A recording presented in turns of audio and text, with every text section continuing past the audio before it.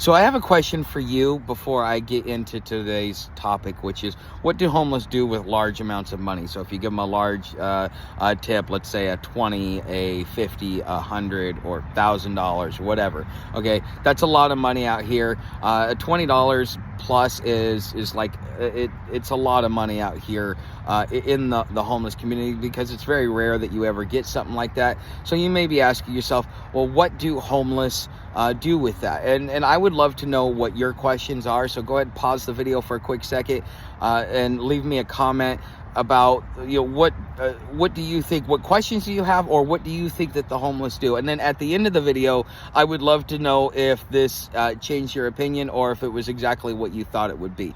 Okay, because there are other homeless that I've talked to that have gotten large paydays. They'll get $100 every once in a while, or so on and so forth. And I ask them, so what do you do with it? And we all tend to do something very similar. I mean, you've got your hardcore addicts that they're going to go out there and they're going to spend it on on their drug of choice. But the average homeless person is not going to waste a large payday like that, because how often are you going to get a $20 bill? And what could you get that you really need?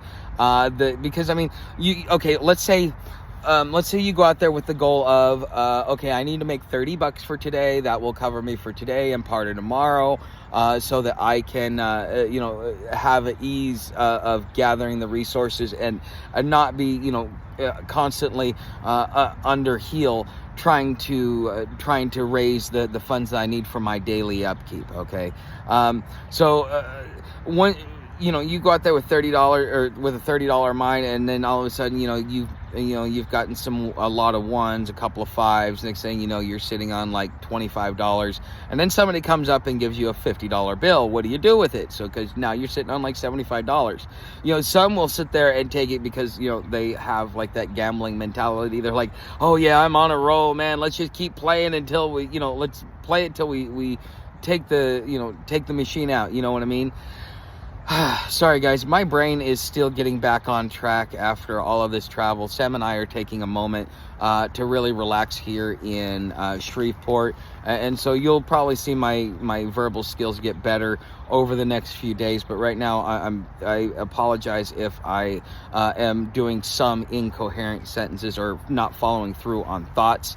You guys know why. Okay, so what did I do when I got my most recent large payday? I got somewhere a little bit over $100, and a lot of that was given by one individual who wanted me to say a sentence or say a phrase, and he's like, I'll give you $100 for doing it. And I happened to say it without really thinking about it, but for those of you that want me to do something like that, I won't. Not unless it's just kind of by happenstance. But anyways, so what did I do with it? I mean, my first thought was go get a hotel room, but then I sat back and I thought, and I'm like, well, I can go get a hotel room, but then I have no more money left after I buy food for me and Sam, and we're still stuck here in Meridian. What would is that really a wise way to put money? Now, a lot of bums, especially the home bums, if they were to get something large like that, yeah, that's one of the things that they're going to do. They're going to go and they're going to, get themselves into a hotel room, even if it's just for a few hours, because you want that peace. It's like, even though you live outside, like right now, as you guys can see, I'm in a forested area, but you still have the walls of society kind of bearing down on you. So that, going and getting a hotel room is generally what a lot will do with a large payday. Either that, or what they will do is they will sit back and they will just live off of that and kind of keep it as a cushion, because they know that possibly in the next couple of days, because of how well everything went today, that they're gonna have a bad day. So just kind of keep it to kind of keep everything even, and it makes it a lot less stressful, and it makes it a lot less hectic for the homeless individual. So what did I do? Instead of going and getting the hotel room, I bought Sam some wet food, because I know she really likes the beef chunks, and so I went and bought her a couple of cans of that before I went back to the dry food.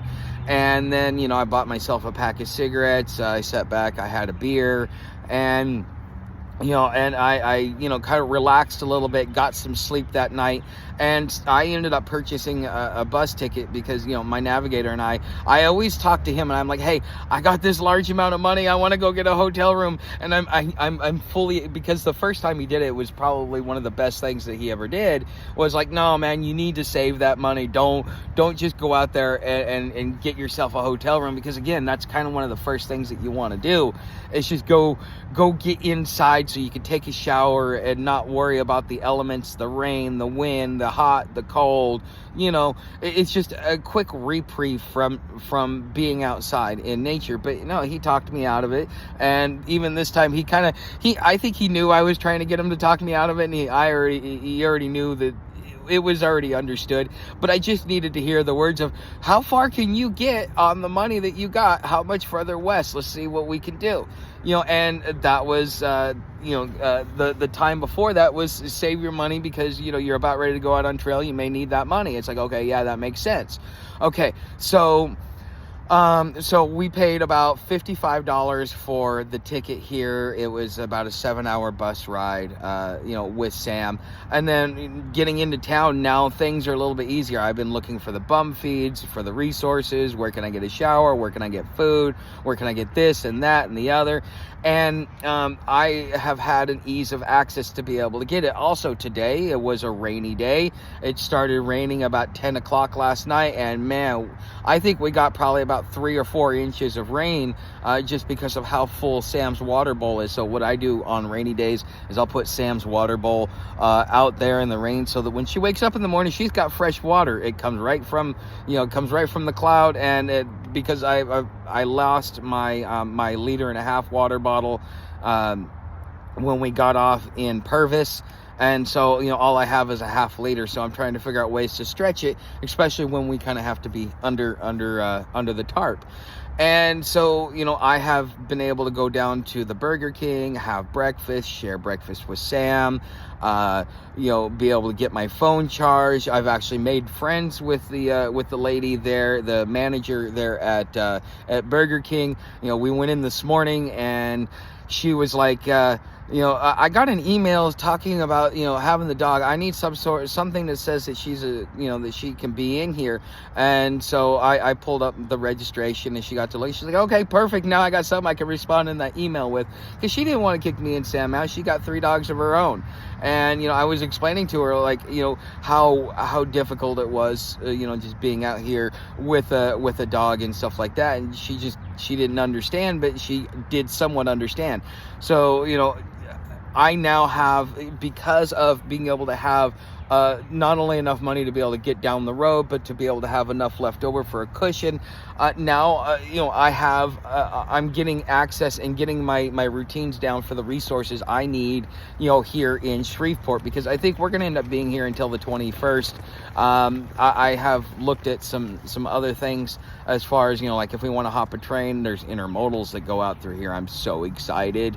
If we do get on one, it will be an intermodal, but we'll end up in either Little Rock, which has no Greyhound service, or Houston, which actually adds another $30 to my cost to be able to make it the rest of the way to Albuquerque if we don't make it there by the 21st. And plus, with everything that's going on nationally and internationally, we also have we have a larger police presence, a larger camera presence, and things are getting a lot more difficult to be able to to jump trains, and a lot more hobos are being picked up. And I'm hearing this every city that I get into.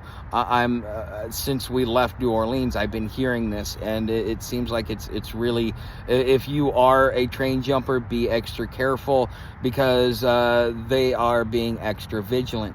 But this is what you would do, what the average homeless person is going to do with large amounts of money if they ever get it, is they're either going to keep it as a cushion to be able to get through the harder days, or they may just take a couple of days off because they need to relax, because you live 7 days a week. It's not a Monday through Friday. It's not a job. You know, you can't eat Monday through Friday, but I take the weekends off, I don't want to eat. No, it doesn't work that way. So every day you're doing something to be able to gather resources. And so at the end of the day, when you make more and you have an abundance, you know, you tend to sit on it or use it for something that you've been really, really wanting to get and just waiting for that big payday. One more thing that also happens, and this happens a lot more often than you think, is that when you get a large payday, you start spreading it around the community because one, you know, karma, two, you've developed relationships, and you know, three, it's just you're giving those people that you're giving to have given to you when they have large paydays. So it does make it to the rest of the homeless community. I would say about 80% of it makes it to, you know, resources and supports the local economy, whereas the other 20% is going to go towards, you know, drugs or alcohol or things like that, just because that's part of the lifestyle out here. Somebody does something, whether you smoke weed, drink alcohol, do the white dope, doesn't matter. You are going to, some of that money will end up getting spent there. Okay, so you guys know how to help the channel. Become a subscriber, or come on over to Patreon and join me in that movement over there. And you know, $5 or $10 a month, as soon as I get 10 paid members over there, I am going to start doing weekend live streams. So I'd like to invite you over there. But anyways, guys, thank you for watching, and I will see you in the next video.